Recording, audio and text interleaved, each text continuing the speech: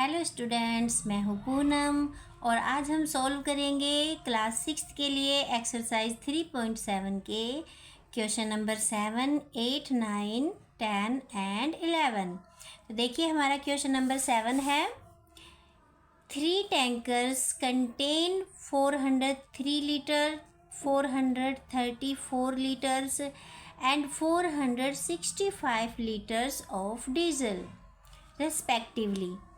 3 container है जिसमें से पहले कंटेनर के अंदर 403 लीटर डीजल, दूसरे में 434 डीजल और तीसरे में 465 लीटर डीजल है।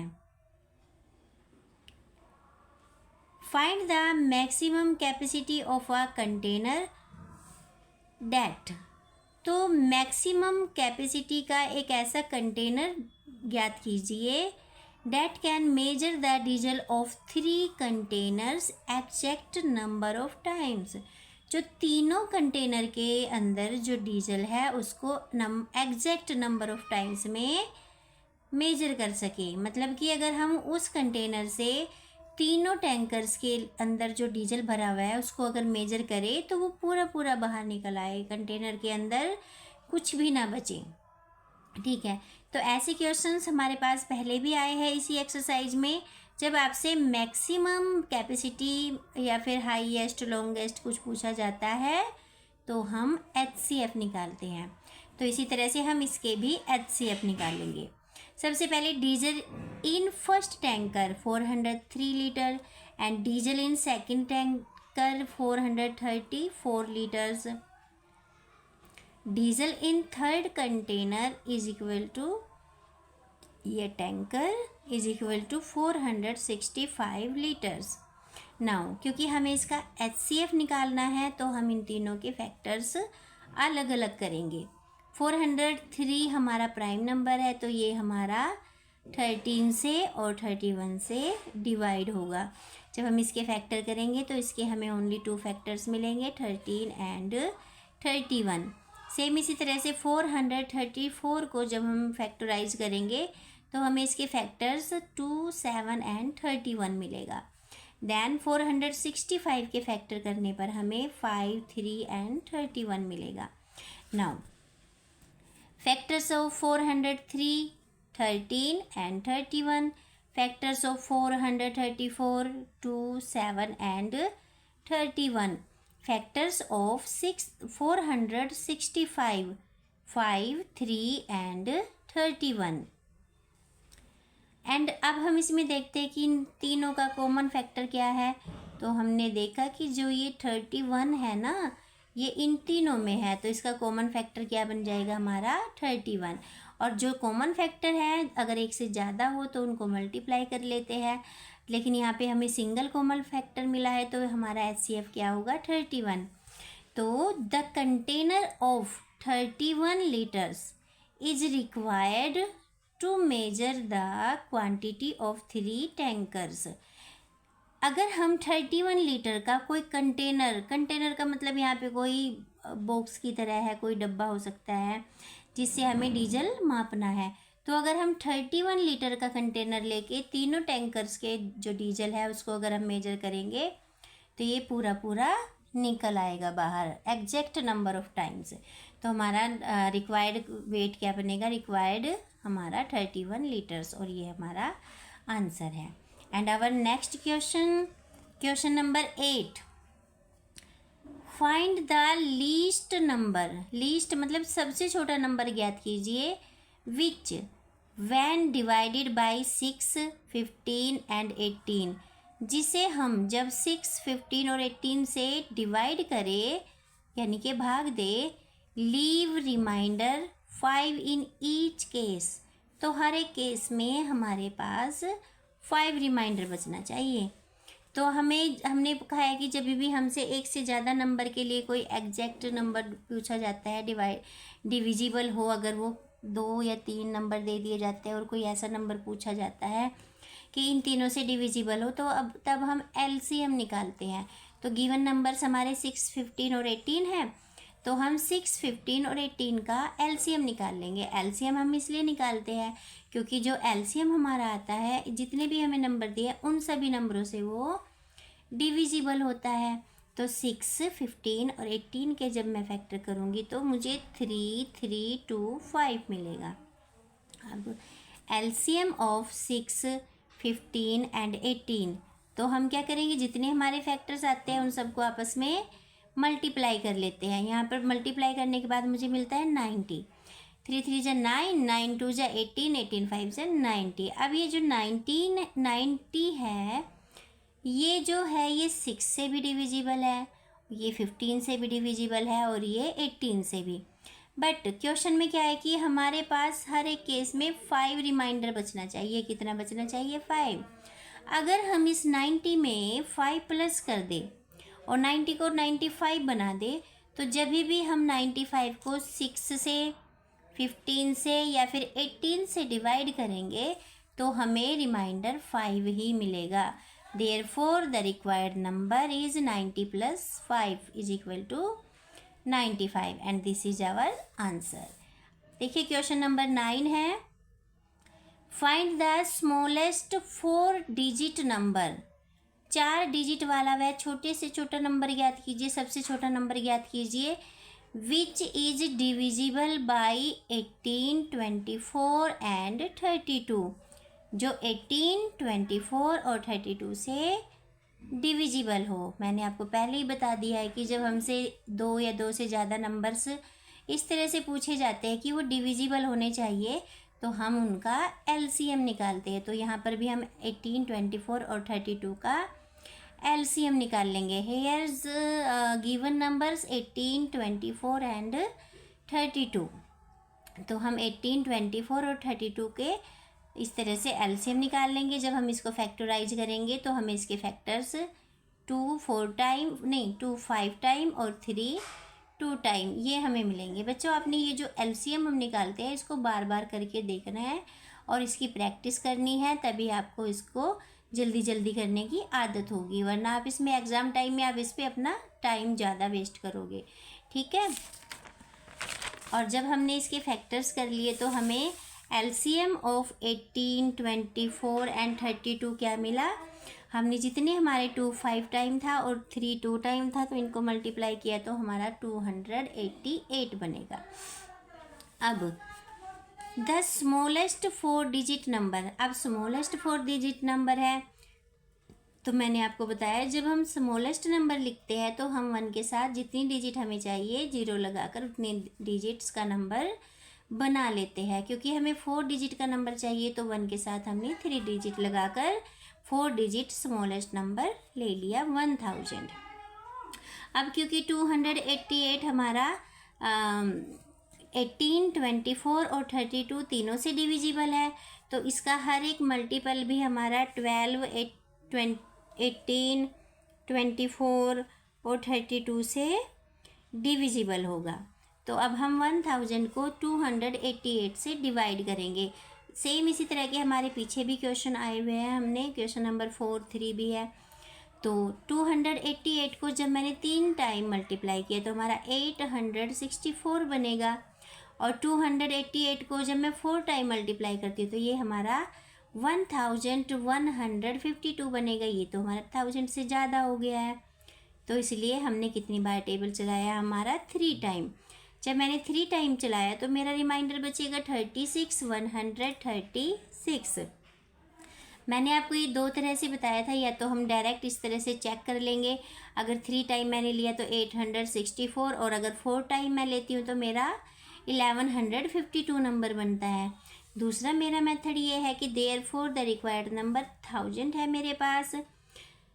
इसमें अगर मैं 288 प्लस कर दूं, क्योंकि 1000 पे यहाँ पे 136 मेरे पास एक्स्ट्रा है ना, 1000 तो 288 से डिविजिबल नहीं है, 864 डिविजिबल है। तो इसमें मैं अगर 1000 में प्लस करती हूँ 288 और इसमें से माइनस कर देती हूँ 136, तो मेरा ये यहाँ पे 288 में से माइनस करके 136 मेरे पास बचेगा 1152। तो सेम यही आंसर मेरा यहाँ पर था और सेम यहाँ पर। यहाँ से आप आइडिया लगा सकते हो कि मेरा अगला नंबर क्या होना चाहिए। तो हमने ये हमारा 1152 एक 4 डिजिट वाला ऐसा नंबर है जो 18, 24 और 32 से पूरा पूरा डिविजिबल है। आई बात समझ में। ये हमने इसमें प्लस क्यों किया है, क्योंकि हमें स्मॉलेस्ट नंबर चाहिए। ओके, अगर मैं 3 टाइम चलाती हूँ तो ये हमारा 3 डिजिट में आ जाएगा, लेकिन मुझे तो 4 डिजिट में चाहिए ना, इसलिए ये मैंने यहाँ पर इसमें जितना भी मेरे पास रिमाइंडर में 288 चाहिए था उतना प्लस कर लिया है और मेरा आंसर है 1152। And question number 10 is find the LCM of the following numbers. नीचे दिए गए नंबर्स के एलसीएम निकालिए। यहाँ पर इस क्वेश्चन में हमें 4 पार्ट दिए गए हैं और हमें उन सब के एलसीएम निकालने हैं। 9 और 4, 12 एंड 5, 6 एंड 5, 15 एंड 4। उसके बाद में हमें कहा गया observe a common property in the obtained LCMs. मतलब कि जो आपको इन चारों पार्ट से एलसीएम मिलेंगे तो उसमें कोई कॉमन प्रॉपर्टी आपको मिलेगी, उसको ऑब्जर्व करिए, उसको पहचानिए कि इसमें कौन सी कॉमन प्रॉपर्टी है। नेक्स्ट इसमें एक और क्वेश्चन पूछा है, is LCM the product of 2 numbers in each case. तो जो एलसीएम है वो हर एक केस में क्या जो 2 नंबर दिए गए हैं उनकी प्रोडक्ट है, उनका अगर उन दोनों नंबर को हम मल्टीप्लाई करें तो क्या वो एलसीएम के बराबर आ रहा है। ठीक है, तो सबसे पहले हम चारों पार्ट के फटाफट से एलसीएम कर लेंगे। 9 और 4 का एलसीएम करने के लिए जब हम एलसीएम करते हैं तो इकट्ठे फैक्टर निकालते हैं। 9 और 4 को मैंने फैक्टराइज किया तो एलसीएम ऑफ 9 एंड 4 मुझे मिलेगा। इसके फैक्टर्स 3 2 टाइम एंड 2 टाइम ही 2 है। जब मल्टीप्लाई मैंने कर दिया तो मुझे मिला है 3 3 जा 9, 9 2 जा 18 एंड 18 2 जा 36। तो इसका एलसीएम हुआ मेरा 36। नेक्स्ट पार्ट है मेरा 12 एंड 5। तो 12 और 5 का एलसीएम निकालने के लिए मैंने इसको फैक्टराइज किया और जिसमें मुझे इसके 2 2 3 और 5 फैक्टर्स मिले हैं। या एलसीएम ऑफ 12 एंड 5 जब मैंने निकाला तो मेरा बनेगा 60। 2 2 जा 4, 4 3 जा 12 एंड 12 5 जा 60। नेक्स्ट है हमारा 6 एंड 5। 6 और 5 को जब फैक्टराइज करेंगे तो हमें 2 3 और 5 मिलेगा इसके फैक्टर्स। एलसीएम के लिए हम सभी फैक्टर्स को मल्टीप्लाई कर लेंगे तो एलसीएम ऑफ 6 एंड 5 हमारा हो जाएगा 2 × 3, 2 3 जा 6 और 6 5 जा 30। हमारा एलसीएम होगा 30। एंड फोर्थ पार्ट देखिए डी पार्ट। डी पार्ट में क्या है हमारा 15 एंड 44 का एलसीएम निकालना है। जब मैंने इसको फैक्टराइज किया तो मुझे यहाँ पे इसके फैक्टर्स मिलेंगे 2 2 3 एंड 5।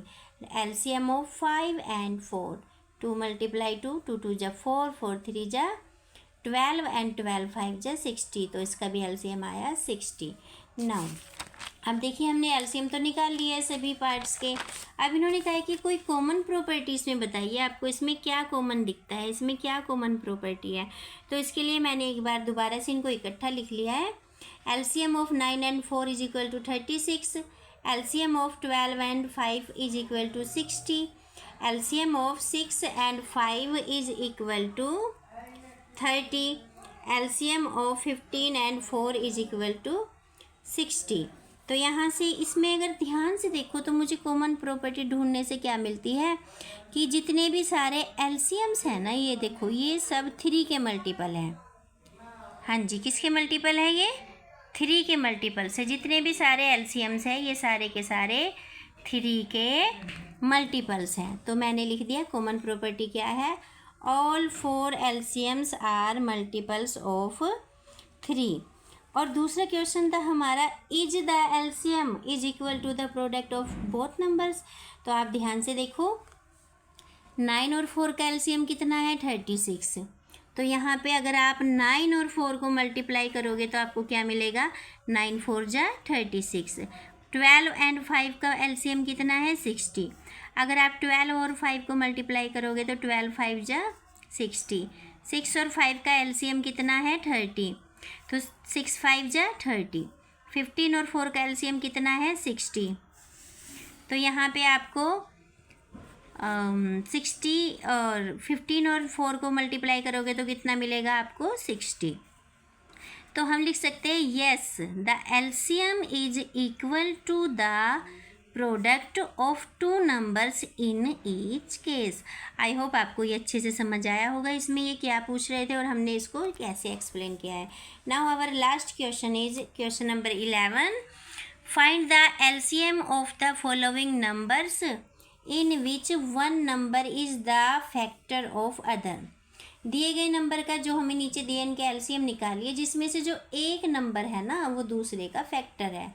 देखिए हर एक पार्ट में 5 चीज़, जो ये 5 है ये 20 का फैक्टर होता है, जो ये 6 है ये 18 का फैक्टर है, जो ये 12 है ये 48 का फैक्टर है और जो ये 9 है ये 45 का फैक्टर्स है। अब है इसके बाद what do you observe in the result obtain. जो आपको इनके रिजल्ट मिलेंगे मतलब आपको एलसीएम मिलेंगे उसमें आपने क्या ऑब्जर्व किया, आपको क्या अलग बात दिखी उसमें, आपको इसका आंसर बताना है।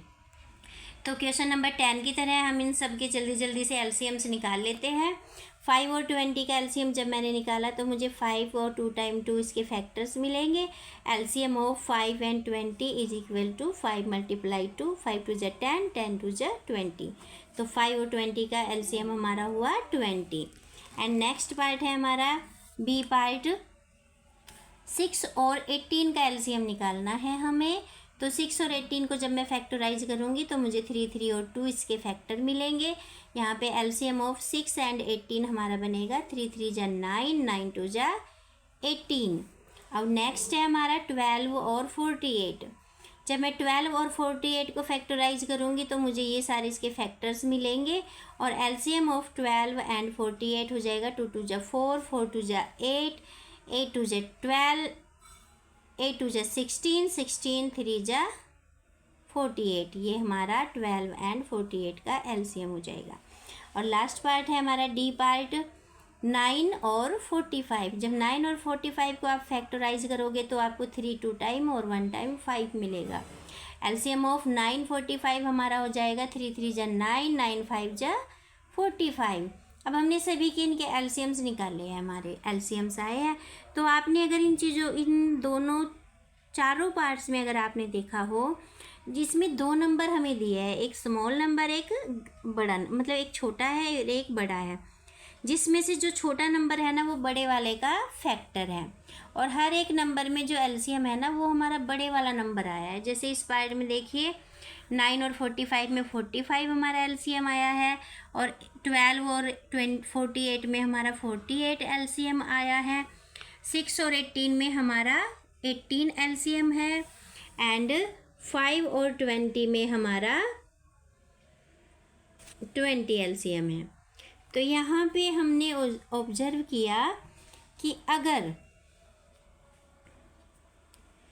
फ्रॉम दीज ऑल केसेज, इन सभी केसेज से वी कैन कंक्लूड डैट, हम इस निष्कर्ष पर पहुँचते हैं कि if the smallest number is the factor of largest number, अगर कोई 2 नंबर दिए है और उसमें से जो छोटे वाला नंबर है वो बड़े का फैक्टर हो तो then the LCM of these 2 numbers, तब इन दोनों नंबरों का LCM is equal to the larger number, बड़े वाले नंबर के बराबर होता है। अगर आपको कोई 2 नंबर दिए है, छोटा नंबर बड़े नंबर का फैक्टर हो तो उनका एलसीएम हमेशा बड़े नंबर के बराबर होता है, मतलब उसमें से जो भी बड़ा नंबर होता है वही उनका एलसीएम होता है। लेकिन इसमें कंडीशन ये है कि छोटा नंबर बड़े नंबर का फैक्टर होना चाहिए।